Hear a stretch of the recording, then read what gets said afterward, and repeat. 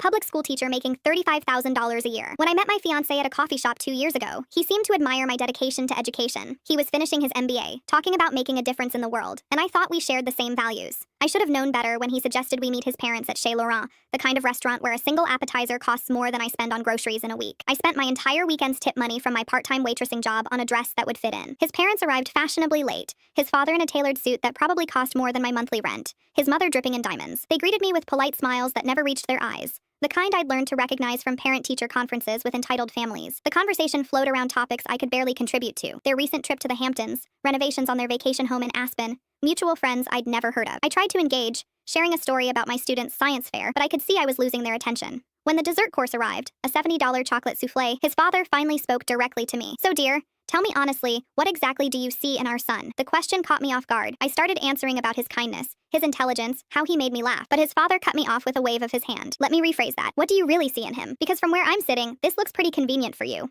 A struggling teacher landing a wealthy husband. Some might call that lucky. Others might call it calculating." The word hung in the air like a slap. Calculating. The implication was crystal clear. I was a gold digger. My face burned with humiliation as other diners began to glance our way. "Dad," my fiance said weakly, but his voice was uncertain. "Oh, come now, son. Let's call a spade a spade," his father continued. "She's pretty enough, I'll give her that. But what else does she bring to the table? A teacher's salary, student loans, a family that can't even afford to contribute to the wedding." Each word was a calculated strike. He'd clearly done his research, knew exactly how to wound me. "I think there's been a misunderstanding," I managed to say, my voice surprisingly steady. "I never asked for anything from your family. I pay my own bills and was planning to pay for half our wedding." His father laughed, a cold sound that made my skin crawl. "How noble. And what exactly would half a wedding be from someone making $35,000 a year? A pizza party in a school gymnasium?" That's when I looked at my fiance, expecting him to finally speak up, to defend me, to show some backbone. Instead, he was staring at his plate, his face red with embarrassment. Not for me, but for the scene I was supposedly causing. And then he laughed. A nervous, uncomfortable chuckle that somehow hurt worse than his father's cruelty. He was choosing their approval over my dignity, and he didn't even have the courage to do it intentionally. I reached for my engagement ring with steady hands. The 2-carat diamond that had once symbolized our future together now felt like a shackle. I slipped it off my finger and placed it gently next to the untouched souffle. "Thank you for dinner," I said, standing gracefully. "And thank you for showing me exactly who you all are." I walked out of that restaurant with my head high, leaving behind not just the ring, but the illusion that I'd found someone worthy of sharing my life with. The next morning brought desperate phone calls, elaborate apologies, and promises about standing up to his father. But I'd seen his true character in that moment of silence. When I needed him most, he wasn't there. His father even tried to sabotage my career, calling my principal to question my emotional stability. Fortunately, my boss saw right through it and threatened legal action. Months later, my ex-fiancé did finally stand up to his father, left the family business, and asked for another chance. By then, he'd grown a backbone, but it was too late. The trust was shattered beyond repair.